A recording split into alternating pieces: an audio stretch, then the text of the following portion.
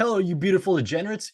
You're listening to the Links and Locks Arnold Palmer Invitational Preview. It's another designated event this week on the PGA Tour there at Bay Hill, and it's going to be an incredible week with 44 of the top 50 players in the world. Jon Rahm is back after winning his third tournament in his last 6 starts. It's a star-studded field once again. We're not quite sure how we want to bet this tournament with tee times just coming out and the wins expected to pick up on Friday, which mean there might not be as much value now as there will be later. We'll get into why we want to bet some things now, why we want to bet some things later, and get into a course preview as well. And then we'll get through the rest of our cards this week. I'm Roberto Arguello, your host of the Links and Locks betting podcast presented by Bet365. As always, I'm joined here by Nick Bretwish, that's at Sticks Picks on Twitter, and I'm also joined by Spencer Aguiar, that's at Tee Off Sports on Twitter. Welcome in, guys. And Spencer, what's your first best bet for this week?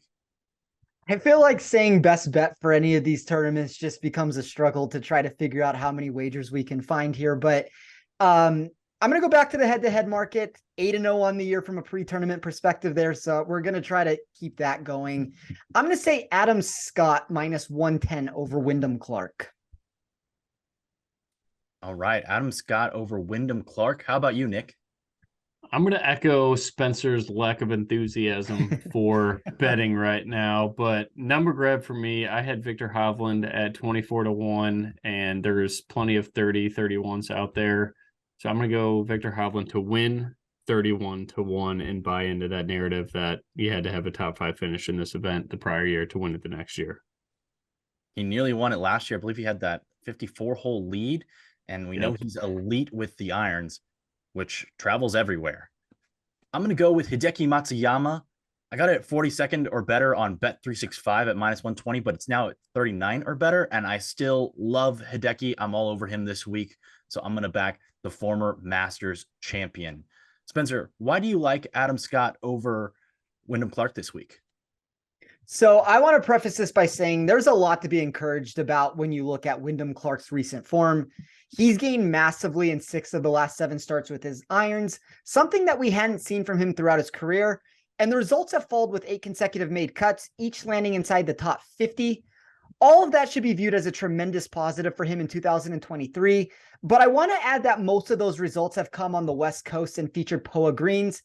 When we date it back to the end of 2022, we saw him lose about a half shot to the field per start in his trackable Bermuda performances with his putter. You know, that's not a lot, but it is noteworthy when the par 5 scoring possesses major red flags. And then the flat stick has seen him go from 40th to 101st when moving into fast Bermuda over a 2-year baseline elsewhere. Look, guys, I'm not saying he necessarily misses the cut, but Clark is one of those golfers who tends to excel when given a proper setting for him over anything else. You know, think POA grass and wide open fairways that allow him to use his distance without worrying about water coming into play on half the holes. I just think we start running into potential trouble when you take away 2 of his assets in putting and distance and then force him to try to beat you with accuracy and precision. We've seen that with him throughout his career when we look at no results better than 68th during his 4 lifetime trips to the Arnold Palmer Invitational and Players Championship. I kind of talked to Nick about this. You know, it doesn't mean that I'm overly bullish and aggressive on Adam Scott, but I do think it's a nice matchup to try to take on Wyndham Clark, where the public seems to be pushing him in one direction, and my numbers, for whatever reason, still have him in the other way with it. And yeah, I understand the iron plays better, and his long iron proximity should work fine here, but there's a lot of water, the fast Bermuda. I think there's reasons for us to be able to take him on at a price that does seem conducive. I think that makes a lot of sense. And even though this is the second week of the Florida swing, last week, the Honda Classic, a lot of guys didn't play. So players whom you might want to fade after a hot West Coast swing, this might be the best chance you get to do that. And I like that angle on fading Wyndham Clark. Nick, how about your best bet? Yeah, really just the number grab for me on Viktor Hovland. The ball striking numbers are fantastic. Like you said, it travels everywhere. I love the par 5 scoring. That's something I valued a ton this week. I do like, I'm not a big course history guy, but him finishing second last year when I still don't think he had his best stuff is very encouraging. And then what he does off the tee, I want long drivers, guys that are accurate, especially with the water, I think, comes into play on 9 or 10 holes here. tons of bunkers. I think he can get up and down there. I know his short game struggles a bit, but with how elite of a ball striker he is, I don't think the wind should really mess with him a whole lot. And just 7 points of value on an outright ticket where my model said the top 8 golfers took up 60% of the win equity. He happened to be one of those guys. So I'll take Victor Hovland and kind of pray that it's just, John Rahm's human this week. That seems like what you got to do in all these designated events. So far, we've had 3 of them, if you include the opening tournament, the Tournament of Champions over at Kapalua. And in those 3 events, you got John Rahm winning twice, and you got Scotty Scheffler winning once. So hopefully the board opens up a little bit beyond the top 3 this week. For my best bet, I'm going to go with Hideki Matsuyama for 39th or better. And he's got the right end of the tee times draw with the late early on Thursday, then Friday. He's also got some pretty strong course history here. He's beaten this in 5 of 8 attempts here at the Arnold Palmer, and he's a short game wizard. When guys are struggling to hit greens because it's Bay Hill, it's going to happen the whole time. But even more so in the wind, I think that short game is going to have it's going to have an even greater importance this week. And it's also a buy low spot for me on Hideki after he missed the cut on the number at the Genesis a few weeks ago. He had an absolutely horrific putting performance. And if you've backed Hideki before, probably not very surprising. But if the putter turns around for Hideki, this is a tournament that he can soar to the top of the leaderboard with his elite iron play and that elite short game as well. Guys, let's go through your outright cards. Oh, go ahead, Spencer. I was just going to say, I told Nick this off air. Anytime, and I think I've even said it on this show before, anytime that you give Hideki Matsuyama a tournament where, single digits, we'll call it here. And I don't know, I wouldn't guarantee that we're going to get to single digits, but as Roberto just said, there's wind that's going to come into play. It's going to be pretty steady wind throughout the entire week. So, to me, somewhere around 8 under par feels like the likely winning score that we're going to get. Anytime we get a venue like that, Hideki Matsuyama's win equity just goes soaring through the roof. And we don't necessarily need that here for a bet like this, but you think of fast courses and it's a different grass type with the Masters, but that also gives you a fast surface. Like anytime that we get these fast surfaces to where he can kind of use that putting to an advantage to where like he has good 3-putt avoidance and maybe he's not making as many putts and he's going to be able to score in different ways than some of these other players. And he has that elite short game. I think 39th or better is a very intriguing way to back him this week. Yeah, I'm also going to be backing. Sorry, go ahead, Nick. No, I love that bet. I think Hideki's a really good play this week, especially if we're trying to go hunting for long shots that have, significant win equity in a great player pool. So I'm in on Hideki for sure. So that's not going to be the only market that I'm backing Hideki in this week. We'll touch on that in a moment. Also, Spencer, the angle that you talked about with the tougher golf courses, I think if you look at players who play well on tough golf courses, that's something to consider this week. Another reason why I'm bullish on Will Zalatoris, but I'm still not sure how to play him with him being on the wrong side of the draw. Before we get into that, let's get into our course preview this week. Spencer, I'll start with you. What are you valuing most from a modeling standpoint this week? Yeah, so Florida golf is such a different beast than we encountered during the West Coast swing. We get these fiery, fast Bermuda surfaces, tons of wind and water for players to traverse, and overall a much different feel than we became accustomed to when watching these wide open POA tests that allow you to scramble yourself out of danger. We don't have to look any further than the 80 plus bunkers and 9 to 10 holes that have water coming into play to realize errors can quickly compound and generate this unfair and often inconsistent nature of the penalty. I say that because a ball that trickles into the water will count the same as one that misses its target by 30 yards and goes into the water. There's this brutal 3-inch rough that can make stopping your second shot out of these lies challenging at times because of the dense nature of the grass. And then most approaches will lack apex and spin needed to hold these greens. I think all of that sounds fine from a structural standpoint, but Bay Hill's an awkward course that has been known to present unique dispersion of scoring throughout different iterations of the contest. There was a massive increase in strokes gained around the green in 2022, whereas heightened approach in 2021 and emphasized off the tee returns in 2020 seemed to be what held if you're looking from a statistical perspective. With all that being said, that lack of statistical predictability makes this contest difficult for most golf pundits to try and run numbers for because of the yearly uncertainty. It doesn't mean we can't uniquely construct data points for our models, but it's one of those events where a hybrid of the known versus the unknown should work when running numbers. I'm not going to go into this very deeply this week, talking about everything, but I just very quickly want to talk about the 7 categories that I did run. So I started with weighted tee to green for 25%. I ran 3 different strokes gain totals that looked into wind production, how someone has performed on long and laborious courses, and then fast Bermuda. Weighted scoring was a big one to try and recalculate all 18 holes. And then I essentially remodeled 2 ball striking categories to mimic Bay Hill. The top of that model produced Rahm, Rory, Scheffler. That's very standard.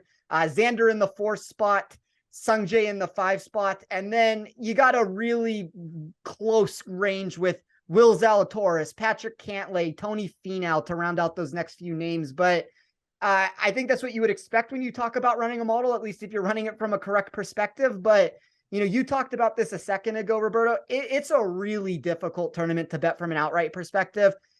We can talk about that in a second and how we think the best way of going about that is, but difficult week in that regard.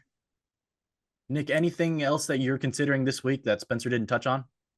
No, I really talked about, I've kind of built my model almost the exact same as his, just maybe a little more emphasis on the par 5 scoring, especially with this weather. Like all par 5s are reachable here. I want my guys that, you know, if the course is going to play tough, we're predicting, you know, the winning score somewhere to be like the 6 to 10 range. I really need birdies on those par 5s. Just really quickly before we move on, because I just want to touch on what Nick just said there. So the weighted scoring for me takes par 3 recalculation, par 4 recalculation, and par 5 recalculation. When you look at what Scotty Scheffler did last year, and I believe this is what it is. I don't want to be quoted on this. I believe he was 11 under on the par 5s last year, and we saw him win the tournament at about 5 under par. That kind of goes to what Nick's saying, that par 5s are really important here. And that's what a big grand total of my weighted scoring is that par 5 birdie or better percentage. It's kind of a funky way of saying it because it does have par 3 and par 4 thrown into the mix there, but it's a lot of weighted par 5, that birdie or better percentage, that long iron proximity, a lot of those things that can find players that are going to be more inclined to score on those holes. More of a general question here relating to the par 5 scoring. When you've got a tournament or a course like this, where you've got long, tough par 3s, I believe they're the longest par 3s on the PGA Tour. All 4 of them are over 200 yards. Sometimes that's not going to generate a big scoring distribution. I'm not saying this exactly for this week, but just in general, if you have some tougher holes where everybody's taking the same shot, a bailout, and then they're 2-putting or whatever, depending on the green complex, of course. But if you have a greater dispersion of scores on the par 5s, how do you guys go about weighing them? Or is there a reason why you go for birdie or better percentage versus just overall scoring? Or how do you go about that? I went for birdie or better percentage just because, I mean, it's a tournament that we look at that it's really difficult to score to begin with. So I want players that are going to make birdies in these situations. Like par is going to be negative. Like all the holes range between 33.5% to 50 something percent when we're looking at the par 5 birdie or better percentage there. And then really the way that I do my calculation is, so I will take the historical dispersion between the par 3s, the par 4s, and the par 5s, weigh them in together. But like one of the ways I'll run the par 3s is I'll add bogey avoidance to the mix. I will look at more of those iron proximity ranges. As you said, Roberto, these are the longest on tour. They're, 199 to 200 plus for every single hole that we're looking at this week. So I'm going to try to find that sort of a prototype of a player that's going to be able to find success in that area. The par 4s all run differently. There are a couple of the shorter ones that you can make birdie on. I think those are important ones of like the sub 400 range, but then very quickly we run back into, we're going to need golfers on these longer holes that they're going to be able to avoid bogeys. I want good total drivers of the ball. I want that iron proximity. And then the par 5s are where we're going to need to have scoreable opportunities. And we need that for 2 reasons. We need that to win the tournament. And we also need that to salvage scores for when you mess up in the other areas. Like you can very quickly, Scotty Scheffler last year being the prime example of that, you can very quickly make up for all the bad that you're doing in other areas if you get hot on the par 5s here. So I think it's important to try to find the birdie or better makers. I think that's one of the reasons why, Roberto, you and I both like golfers like Zalatoris and Cantlay this week. Those are 2 golfers that are better in the par 5 birdie or better percentage than a lot of players in the world. I just don't know exactly how we can find a way to back them since these numbers are really sucked dry at this point. It's tough. Yeah, you mentioned Zalatoris and Cantley. And Zalatoris, someone whom I saw people betting at over 30-1, and now can't find him much higher than 20-1 in the market. With that being said, Spencer, who are you eyeing for the outright market among those odds available right now? So, I mean, to be honest, I think we're mostly dart throwing at this point when most shops are shading exposure from being able to back anyone near the top in a profitable sense. Everyone 50-1 or less ranked in the top 30 of some iteration of my model. That kind of shows that pricing is stout across the board before we even start to condense the math into win percentages. It's one of those things where we didn't get a discount in any spot. I know that's the thing we seem to harp on this show is you have guys like Rahm, Rory, Scheffler. They're all 10-1 or less or in that range at every single book. And we're not really getting any drift at any of these places. And that's what makes it so tough where everyone with top 10 win equity is placing sub 30-1 for the week. Now, I did decide to bet two names here because they were the only two golfers that experienced any long-term advantage with my math when I ran this on the board.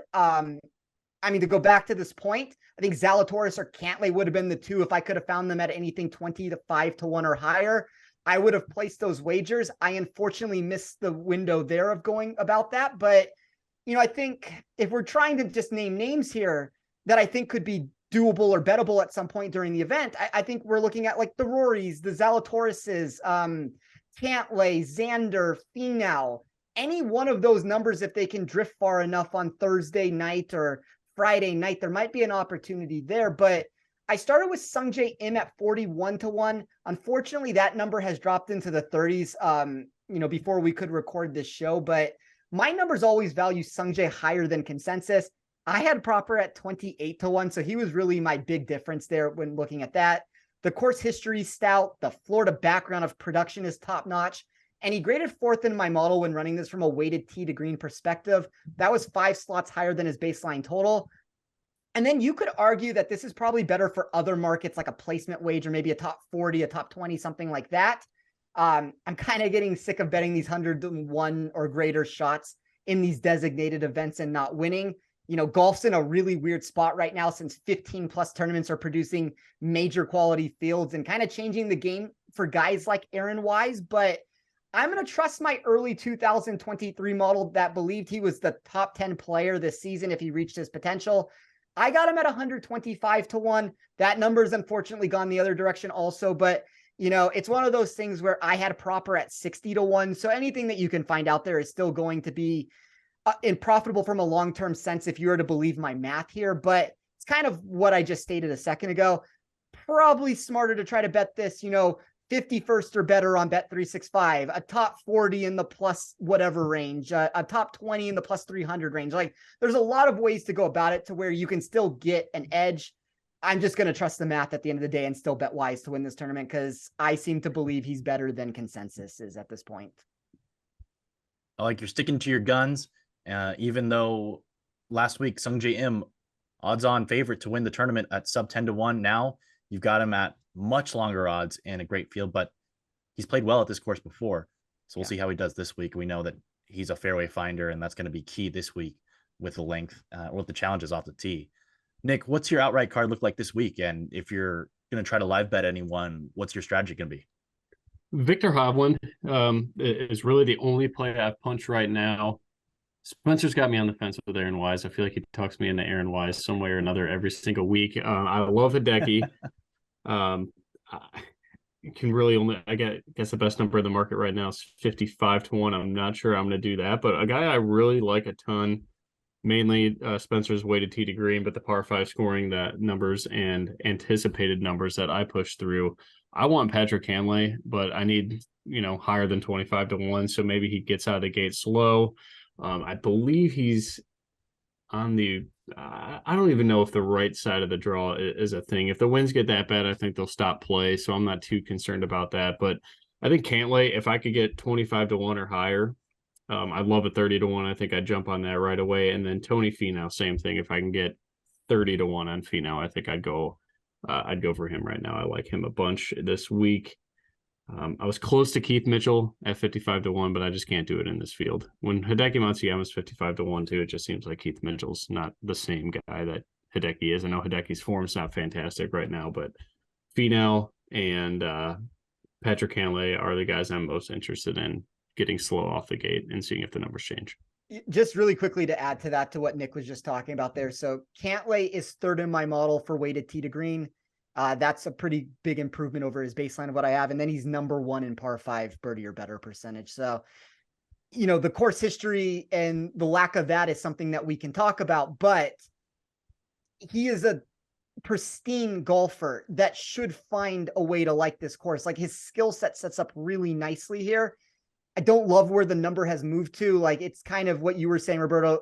We saw this with Zalatoris also. There's 30s, 35 to 1s in the market, and that got wiped away. The Cantlay number got moved in seconds also to now we're kind of in that same range that we have with Zalatoris. So it's one of those things that's like, when you miss the number, I don't want to force action on a bad price there. But if you were to tell me right now to pick, let's just say 2 players here that are not named Jon Rahm that are going to win this tournament, probably go with the Zalatoris Cantlay route. And, that's the unfortunate thing, is I just don't really know how to get exposure to them at this moment. Do we have any love for one guy that was on the bubble for me, a long shot, and it's a guy I always play, Siwoo Kim, 130. I like Siwoo Kim a lot as a first round leader. We've seen him be able to win, at the time it wasn't called a designated event, but he won the Players Championship. That's with the best players in the world. If you're telling me that somebody can win kind of from off the pace, like, to me, it's a Siwoo Kim and Aaron Wise, or you go more into that range of like a Keegan Bradley. Like, those are more of the names that have a legitimate chance. Probably not going to get there on Siwoo, but when I ran this for upside, my model really liked him this week. I think he's the only, longer than 100 to 1 guy that I have an edge on right now. That's not named Russell Henley, but we've already talked about my issues with loving Henley too much. It's just like I added, 15 points of betting value just because my model is a Russell Henley model. I have an edge on 2 players that are over 100 to 1. Aaron Wise would be the biggest edge I have, and then the second biggest edge would have been Siwoo Kim. Nice. I like that. I like Kim. I love the driving accuracy, the approach play, the also combination with elite short game. And one of the few tournaments that we've seen so far this year where you have to hit the fairways was over there at the Sony Open in Hawaii, and he won that tournament. So Bermuda Greens there too as well, correct? And he's won the Players as well, yeah. So that's right. He's shown that he can play well on these Florida tracks, and at over 100 to 1, I have to think there's value. He's also just 27 years old, so he's still just getting into his prime. We don't really know how great Siwoo Kim can be yet. So I like that play. I like that number play. I actually might add that one to my card. So we've already got an pod play. Let's go for it. Pod play. Let's go. All right. That's it for me, though. It's just Hovland, keeping an eye on Phenom Cantlay. And then if we're going to pod play, yep, I'm going to type it right now. All Siwoo right. Kim, 130. Let's do it. Let's lock it in. So I'm also going with more long shots, if you want to call them long shots. I got them all between 60 and 70 to 1. First, Hideki Matsuyama. He's out there at 66 to 1. At one book, everywhere else, I think he's 55. So Nick, you can go find that one if you haven't already placed it. We've already talked about him, so I won't dive farther in there. I also like Shane Lowry, a guy who's playing really solid golf. He's got top 15 finishes in each of his last 2 starts at the Genesis, and then last week over down at the Honda. The big if for him is the putter. He's been poor with the putter, and he's 0 for 4 as far as making cuts at this tournament in his career. All because he putted very poorly, all 4 times losing strokes, and some much more than others.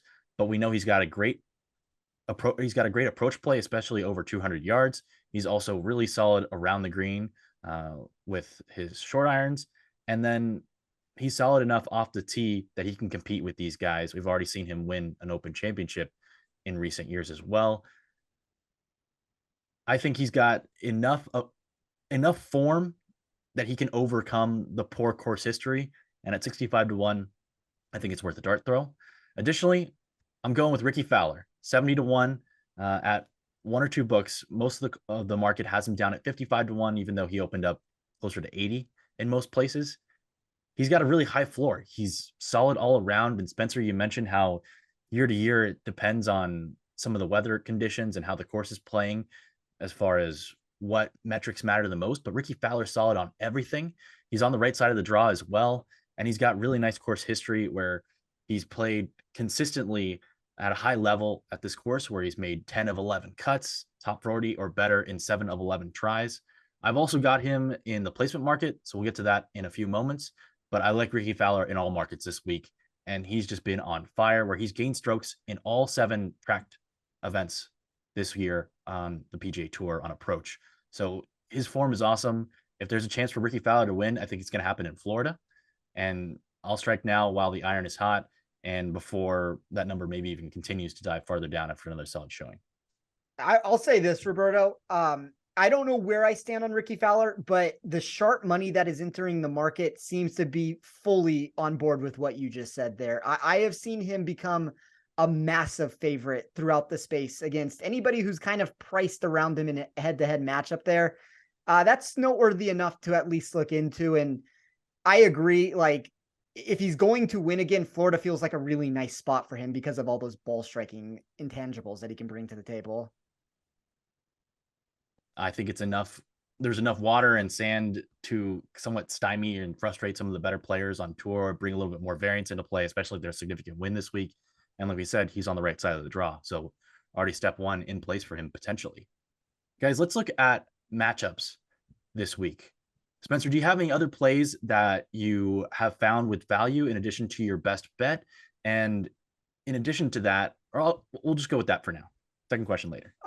No, I mean, it's a really weird board. Like it's a lot of star versus stars, which I would rather avoid. I don't really want to go down, even if I have a little bit of value. There's just too much volatility there. There's a lot of safety versus safety, and there's a lot of that like boom bust versus boom bust with it. So no, I guess like just to give a shorter answer there, there's not a ton of value for me. I mean, I don't mind if we want to run through some matchups and talk about some stuff that maybe we can find a play on here that has a marginal edge, but I usually want about 20 points of value to recommend it. And I mean, I even pushed it a little bit to go the Adam Scott route. So no, I guess unfortunately not. Nick, any first thoughts on matchups before we dive a little bit more into some potential ones that would intrigue us? I forced one because I have a problem. I only had 12 points of value on it. I had Russ Henley and Harmon at -110 aside. You can get Henley at +102 in that matchup over Harmon. But like Spencer said, that is scrub against scrub pretty much right now. So the boom bust. Star against star. Yeah, star against. No, I do not like Brian Harmon. But that is me taking one of my favorite golfers in Russ Henley against a golfer I cannot stand in Brian Harmon. So, again, only 12 points of value there. So I took it just because my heart said to do it. So that's for DGen Nation out here. But I do not think there's a good mathematical edge on that play at all. They could both miss a cut and both be terrible. So a little sketchy, but that is the only matchup I have on the board right now. All right. So you got Henley in the Battle of the Bulldogs. There you go. Am intrigued by some of the matchups that involve one player who is on the right side of the draw going late early, with the winds expected to be the highest in the 20 mile per hour range consistently, with gusts up to 40 on that Friday afternoon. However, there are some other players that have been matched up on the other side of the draw that go early late. And so some of them that I haven't placed any bets on yet, but that I'm intrigued about include John Rahm over Scotty Scheffler at -138. I don't love laying juice, but another way if you wanted to fade Scheffler is to go with Max Homa over him at +124. Guys, if you had to fade Scheffler, which probably is a great idea, yeah, which route would you go? I mean, I'll answer real quick. I would take Homa and just like, if you're fading Scheffler, you're going to need him to pretty much implode in general, right? So you're assuming he just does not play well at all. So I would take the plus money on Homa. I don't like him either. I don't love this answer I'm going to give. I guess I would go the opposite route and lay the juice with Rahm. Man, that sounded painful, Spencer. I don't love it. Like it's really star difficult. Against star. Yeah, that's the problem with it. And it's even like, I understand, and I kind of like generally agree with Nick's answer that he just gave. If it's close, I'd rather take the plus money with it. But like my model is every single time, no matter how I run it, just keeps pushing Rahm further and further and further out against all these opponents. And really like the one that got closer than everybody else would be Rory McIlroy. Like it still liked Rahm better than Rory, but Rory was the one that was the closest. And then it was kind of like both of those two guys had an edge over Scotty that was substantial enough to where I'm not going to bet it in the star versus star battle there. But look, I think it's intriguing if we're saying one guy, quote unquote, has the right side of the draw and the other one doesn't. And I think Nick brought up a good point that they could stop it. There could be anything could come in on that back end to where you think you have an advantage and then it doesn't come into play. But if you're telling me that there is an advantage, which right now at this very moment, there is an advantage for that late early split on Thursday and Friday, Rahm is probably the most likely winner of this tournament for a reason, and his safety is just kind of unmatched at this point. I was thinking about looking at potential just second round matchups, not a tournament matchup, just to try to limit it to the players who are on the right or wrong side of the waves. I was thinking about fading Victor Hovland. I don't love the idea for the whole tournament, but he's playing in the same group with Will Zalatoris, a player that I am generally higher on than the market. And Will Zalatoris quietly, even though, yes, you'll see every week a viral video of his putter where he looks like he's signing his last name in cursive on his backswing, and it's just awful from somewhere between 4 and 8 feet. His putting stroke outside of 10 feet is one of the best on the PGA Tour. Yeah. And he has consistently improved his stroke to gain putting numbers since he got onto the tour every single year. I think that's underrated, even though those short putts can be pretty ugly at times. And Victor Hovland, as everybody knows, struggles around the greens. And if the wind's really picking up, I'd rather have Zalatoris trying to get up and down from 8 to 15 feet all day. And I give him a slight ball striking edge as well, which might be somewhat controversial, but I like the distance that he offers off the tee as well. Both these guys really straight off the tee, elite iron strikers. How are you going to be attacking them as two of the players who might be more susceptible to the wind this week? I'll say this from what I've noticed about Victor Hovland historically when running numbers, and I've seen it numerous times. Anytime that the wind picks up, and let's say it's like 10 miles per hour plus, his numbers do seem to go south in a lot of those areas. And I even see it with my model. Like if we're looking at the players that are, I mean, let's call it sub 40-ish to 1. I think that's probably a fair range. He is the only golfer. He's the only golfer that I have that ranks outside the top 30 in strokes gained total and wind. We know that the short game can run into problems. There are issues that can come into play if he's not hitting as many greens in regulation. I do tend to like both Hovland and Zalatoris this week, but I think that if we're talking about heavy wins and that does come to fruition, Hovland probably gets affected more than a lot of players of that upper echelon group of names that we would talk about. Nick, any thoughts on us potentially fading your guy Hovland? I'm okay if it's just for a day. If it's a round one matchup, sure. But on the event, I usually don't ever play Hovland too. So I'm trusting him. I mean, this is a good spot for him. My model never likes Hovland either, and I had him in the top 10 this week. So that kind of tells me everything that I wanted to know about what I want to do. But, there's nothing to say that Hovland can't get off to a fast start on Thursday, and then all of a sudden on Friday, the wind takes him back a little bit. And you look at a situation where Zalatoris beats him by a couple shots. Like, I think that that's a unique way to try to approach it. But to me, it's still like star versus star, with one player possessing probably more volatility in Hovland than I would care to see on a battle. So like, if that's a reason to oppose him, that makes sense to me. In general, I'm going to be looking for those Friday matchups with one player who's got an advantage over the other in strokes gained around the green, if all things else are equal, especially if I think there might be an edge in that one player with the advanced around the green games play, like I do with Will Zalatoris, just because I think he's incredible. And with the form picking up after the Genesis, I think he's got a chance to win very, very soon on the PGA Tour. Guys, let's go to our placement market bets. What do you guys have this week? And do we have a Hammer Kid play in the top 40 market? We'll start with you, Nick. No Hammer Kid play. I'm going to say his name again. Russell Henley, top 40, plus 150. I had it at plus 125. So again, I'm kind of breaking my own rules of getting 30 points of value because I feel like I have to force the action here. And then Tom Hoagie at plus 140. Those are the only two placements. I may make a move on Siwoo, but I need that number to climb a little bit. I'm just not sure it's going to do that now with tee times and everything being out. I like Hoagie. I think he fits the Florida golf courses pretty well. And I mentioned a couple weeks ago that I bet him to win the Players I think 100 to 1 a few weeks Nice. ago. So hopefully he gets informed this week so he can pay us off next week as well. Spencer, what about you? Any placement market bets? Yeah, so I'm going to double down on the Russell Henley and Tom Hoagie calls at plus 150 and plus 140. All right. I probably forced the Henley side of the equation a little bit. I No do such have, thing. well, talking to you, I think you convince me of that every single week, but I don't know. I like plus 150 is a fine number. I had it not as far out as Nick did. Like plus 137 was about what was proper for me. So I'm looking at about a 13-point edge there. I think Tom Hoagie is very interesting. And I like that call that you just mentioned about next week, Roberto. I always think in general, Florida golf is about iron play and GIR percentage. Quality ball strikers can quickly rise up the leaderboard if they make fewer second shot errors. He ranks second in this field regarding weighted proximity, and third when we only look at shots from 150 plus yards.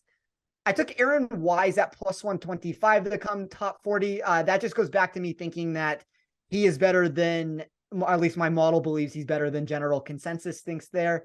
And then I decided to end my card with a little deeper of a shot in Alex Smalley at plus 200. It's a very similar answer that I just gave for Wise when I noticed these massive upside numbers for Smalley this year from a data perspective before 2023 started. The finishes haven't exactly been what we wanted recently, but the profile has remained extremely clean for a golfer that's being projected outside what my model believes should be his going rate. Like, it doesn't mean it's right, but if we're looking at placement markets, I had him more in the range of Siwoo Kim, Seamus Power, Billy Horschel. I mean, those are three golfers that you could say have more upside than he does. Like, I think certainly when we look at Siwoo Kim and maybe just Siwoo Kim there, like he definitely has more upside, but I think safety matters for a top 40 bet. And my model seems to kind of grade him as a top 40 player in all iterations of how I ran it. So I thought more in that like plus, I mean, those guys are more in like the plus 100 minus range, but I thought more in like that plus 120, plus 130 range was what was proper for Smalley. So that was substantially probably the biggest edge that I could find on the board. It doesn't mean that it ends up winning. I think Smalley has some downside to him also, because I mean, this is a really strong field, but I'm kind of just going back to this equation of I'm going to trust my numbers in these spots on guys like Wise and Smalley and hope that I can beat the general consensus in these spots here.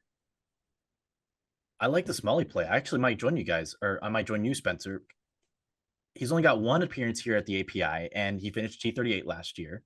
In his last 7 tracked events on tour, he's gained strokes on approach 6 times. So he's got that high floor that we like, that we can at least get to the weekend and then have a chance to get there. And then additionally, on some of the tough golf courses on the PGA Tour this year, he's had some success. Although it was a weaker field over there in the fall swing at the Cadence Bank Houston Open, he did finish in a tie for 4th there. And then at the Farmers, he finished T37, also a weaker field, but he's shown that he can compete on these big, tough golf courses. And I think that's a nice sign this week. And for just top 40 at plus 220, I think that's pretty solid value. Give me a 32nd place finish. So that's all I want from him. I like it. I'm also going to go with a plus 220 play, and that's on a guy you might have heard of. His name's Hideki Matsuyama for top 20.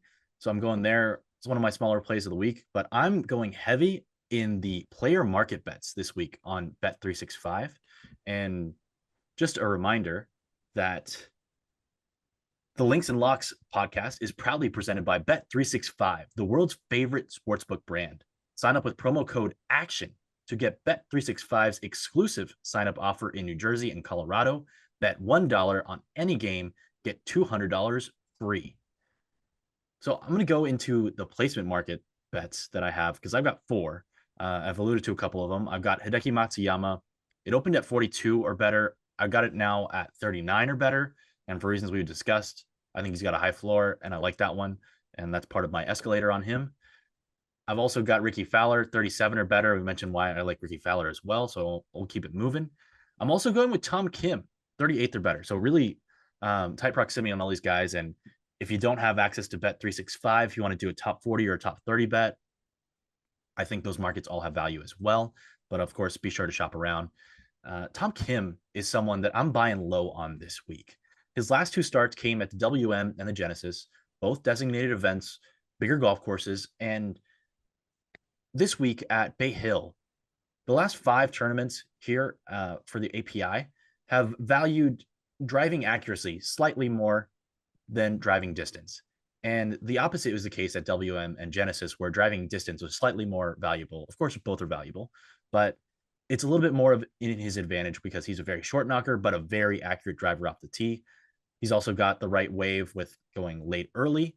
And while he doesn't have any course history here because he is in his first full year on the PGA Tour, I think this course will suit him because he's got strong play all around. He's been 38th or better in 6 of his 9 starts this season and top 50 in 8 of 9. So he's got a really high floor. The only time he missed a cut was at the Sony, where he was actually the odds-on favorite to win that week, but he got the kiss of death by me betting on him outright. So he had no chance. So he was absolutely doomed. He finished 3rd worst in the field that week in putting. So an absolute outlier, terrible putting performance is the only way he's missed a cut so far on the PGA Tour this season. So I think he's got a really high floor. He's got the right wave. And because he's so accurate off the tee, he's only been below average in driving accuracy once out of his 9 starts this year, and that was by 1%. So he is an elite fairway finder. And we know he's shorter, but his iron numbers are insane right now still. We know they're going to regress because it's not possible to stay as precise as he's been. But I think Tom Kim is someone who might have gotten forgotten after the last couple of designated events. And although I'm not going to play him outright this week, I think he's got a really high floor, and I'll take him at 38th or better at -120. Finally, I got one fade, and I'm picking on the old guy, Luke Donald. He opened at 70th or worse at -120. Now he's 73rd or worse. And he's got the wrong end of the tee times where he's going early, late.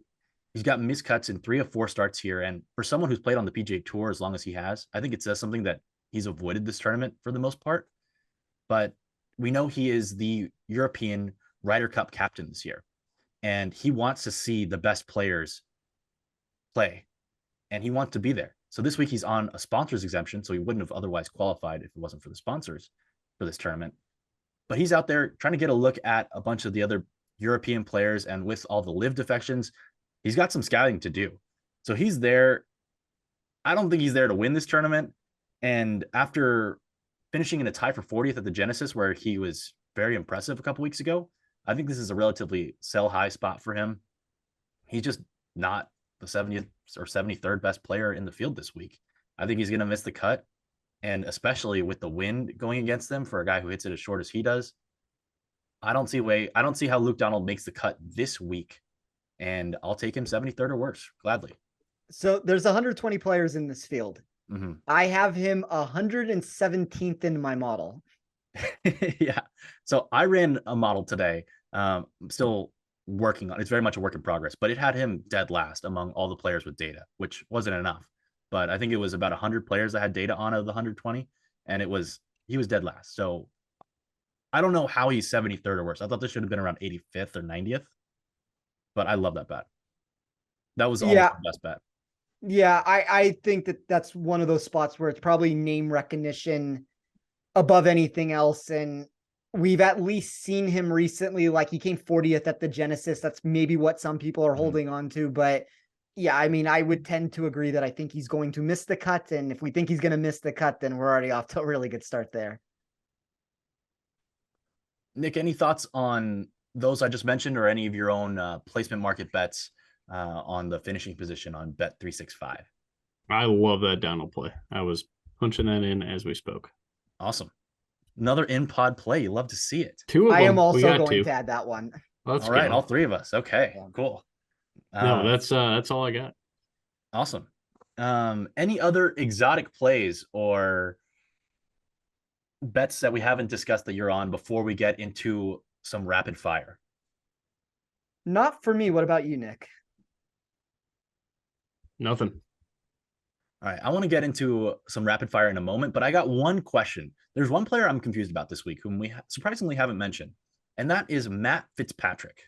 So he's a guy for reference, his tee times are early Thursday, 7:38, and late Friday at 12:28 p.m. He's coming off a neck injury, and we know he was one of the favorites over there at the AT&T Pebble Beach Pro-Am. Didn't play very well and surprisingly missed the cut. However, here, he's got elite tournament history. He finished in the top 10 each of the last 4 years. And however, his form is poor. We mentioned he's got a neck injury. We're not sure how healthy he is. He's lost strokes gained on approach in 3 straight events, and that hasn't happened for him in 3 years, since 2020. He's a player who we know is meticulous, and when he's in full form, he doesn't have a lot of weaknesses. We know he plays hard golf courses well, because last year around this time, he was first in strokes gained on the PGA Tour, and he also won the US Open, which is known as the toughest golf course or the golf test on tour every single year. I, looking at the approach numbers, wanted to fade him, but I faded Zalatoris a couple weeks ago after he wasn't healthy, and he got healthy on me, and that was over after about 10 holes, after he was like 3 under par. So I'm not going to fade Fitzpatrick yet today, but I wanted to know how you guys are looking at betting him. And if you see something this week, what would it be that makes you add him to your live card or consider betting him at Open next week for the players? So I do think he's somebody that I would keep an eye on when it comes to potentially adding him live. And we would need to see something. Maybe this is a Friday night answer, like after we get through the first 2 rounds and figure out where he is on this leaderboard. And you might get like a bloated number because of that. But he's 8th in my model from a weighted tee to green sense. Like that means a lot to me. That's 9 spots above his baseline at any course.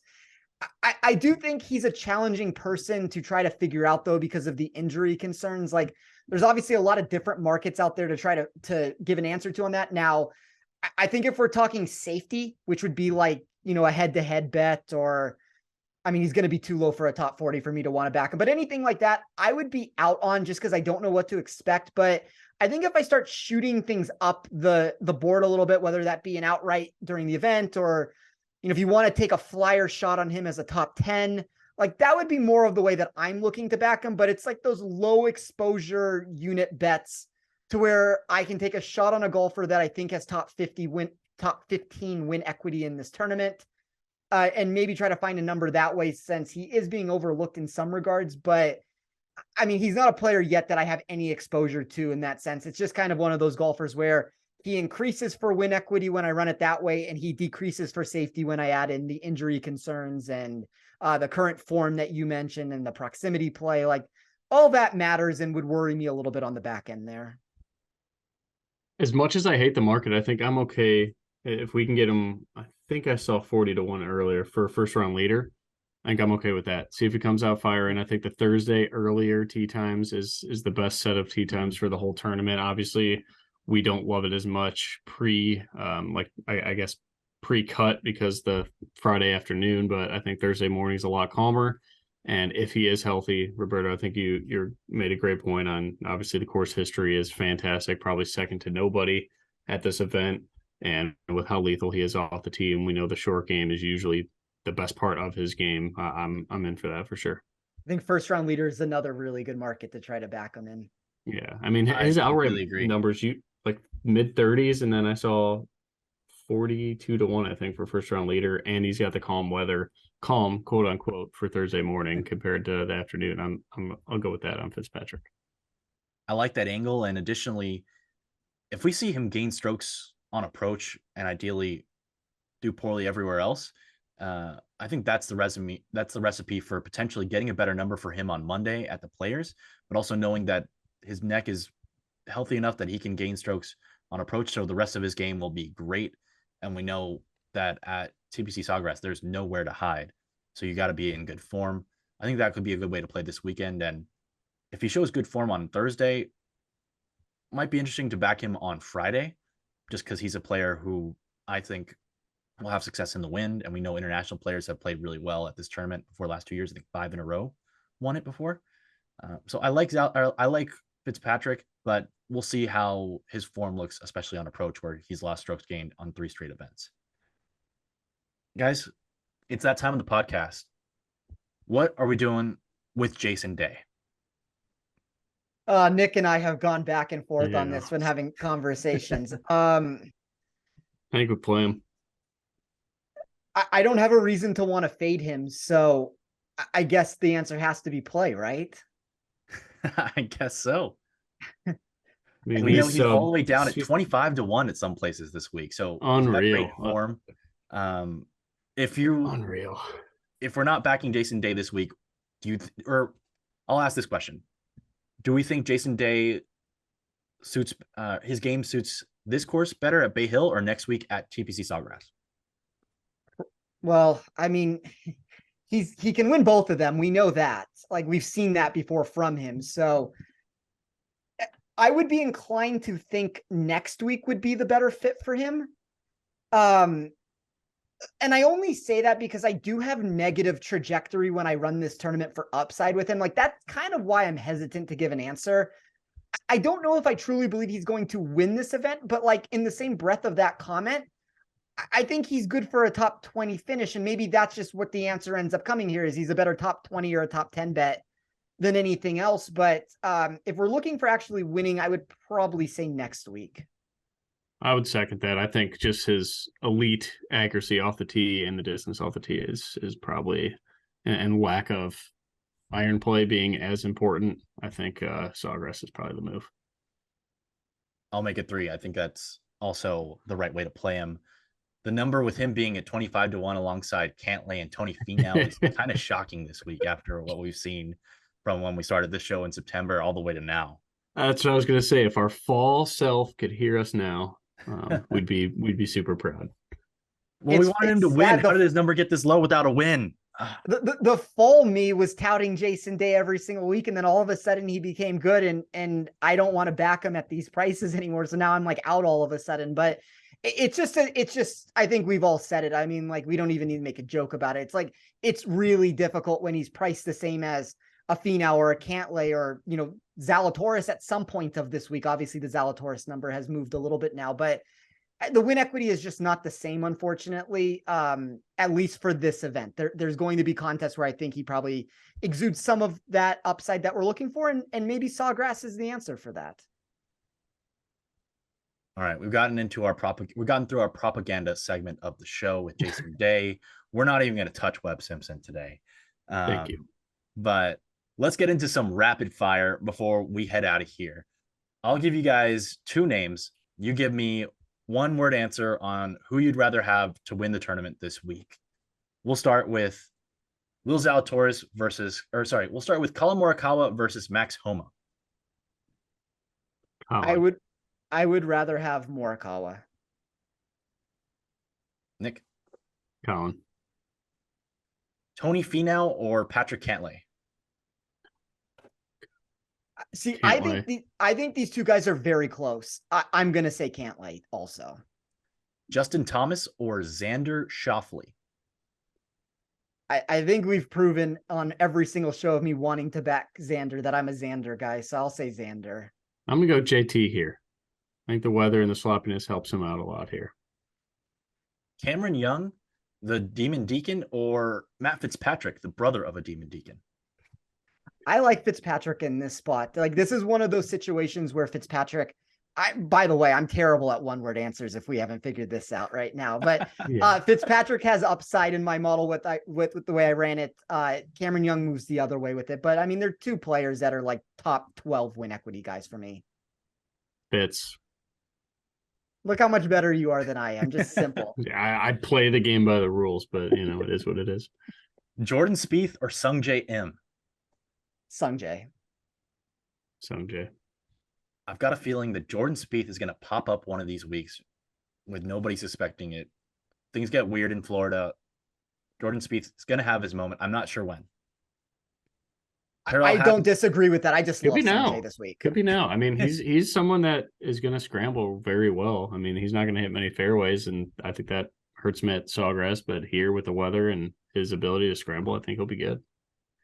He needs to find the putter. Needs to find the putter in a big way. Sahith Theegala or Keith Mitchell? I think Mitchell is a top 20 golfer. I'll say Mitchell. Give me Sahith. But real quick on Jordy, he did play the only time he gained strokes putting outside of Century too. But Sony Open in Hawaii, butchered that one. Bermuda Greens. and he's lost strokes putting every single event since. Now he's getting back to Bermuda. Let's go, Jordy. Very, very nice note there. I think that's very important, especially Texas guy, grew up on these Bermuda grass greens. We know he's hot and cold, could be hot right now. Chris Kirk, last week's winner, or Tommy Fleetwood? That's easy. Ooh, I All don't striking think Jesus for me. Always Tommy Fleetwood. I'm going to say Kirk. Oh, They Gary both have Woodland? negative. See, this is why I give answers though, because like I can't bite my strokes tongue. gained hair. Tommy Fleetwood. Next question. They both have negative trajectory for upside. So like technically my model doesn't think either one's going to win. And it's very hard for me to believe that Kirk's going to win in back-to-back weeks, but Kirk's numbers are still better. Is the game who's going to win or who's going to finish better? Win. Oh, okay. I've been answering these. Who's going to finish better? All right. Sorry, Spencer. I don't play the game by the rules. Yeah. I take that back. Two guys growing up I thought were kind of the same person. Justin Rose or Adam Scott? I will say Adam Scott. I know Nick has a different opinion on Scott than I do this week. And I like Scott a little bit though. Can I go neither and fade the old guys? Sure. Yeah, I'm going to fade both. All right. Last one, guys. Gary Woodland or Keegan Bradley? Oh, The answer for me is Keegan. I would love to have an honorary Webb mention though, like Webb versus whoever you would like to pick at the bottom of the barrel here. All right. Webb Simpson or Kevin Kisner? oh God. Well, you found somebody that I like, Webb Simpson. There we go. Successful show for us this week. I'm going to go option C, Will Gordon, down at the bottom. Oh, no. We got to end the show now. He hurt. I know he hurt us. He just, what is it? He went in the water in 17 to ruin the top 40. It was painful. But I'm going back to Will Gordon. I like him. I'll say Charlie Hoffman is another name to consider down there. Oh, I don't know in what capacity. Maybe not to win the tournament, but in some capacity, Charlie Hoffman's been good here.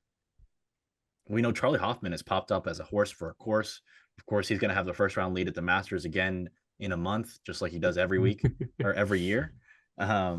Interesting number, 40,000 to 1 this week, or plus 40,000 this week. So 4,000 to 1 this week. Fat odds for the Seagull. We got our Webb Simpson mention in, so that's going to do it for us here this week. You've been listening to the Links and Locks Arnold Palmer Invitational Tournament Preview. This is the Action Network's golf betting podcast presented by Bet365. For more great golf content from our Action Network and Golf Bet team, check out the Best Bets episode of Links and Locks from earlier this week, where Golf Bet's Ben Everill and the Action Network's Jason Sobel quickly run through their top 18 plays for this week's tournament. Be sure to check out actionnetwork.com and the Action app for all of our great golf betting and DFS content. We'll have our best bets posted very shortly. Spencer's got articles coming later this week. I've got a long shots article where I'm going to be talking up Ricky Fowler and Hideki Matsuyama coming as well. Jason Sobel, Matt Vincenzi, a few of the other guys, among a few of the other guys who also have their picks already out there for you to check out. Thanks again for tuning in this week. You can find Nick at Sticks Picks on Twitter. You can also find Spencer at Toff Sports. You can find me at Roberto8213. Nick, where else can the people find your content this week before the Players next week? It'll be on Win Daily Sports and then at Better Golf Pod on Twitter. Awesome. How about you, Spencer? Yeah, so you can find all the work that I put out per Rotoballer. I run this through from top to bottom in all markets that you're looking for. And then all those numbers that I ran through, you can find my model over at Rotoballer. I hope you check it out if you haven't already. It's the tool that I live and die by when making these picks, and it's something I'm really proud of. So if you're not doing so already, check out my wizard model that I have over there. It's a great way to familiarize yourself and play with the weights yourself, make your own derivative of Spencer's model if you're not already into making your own models.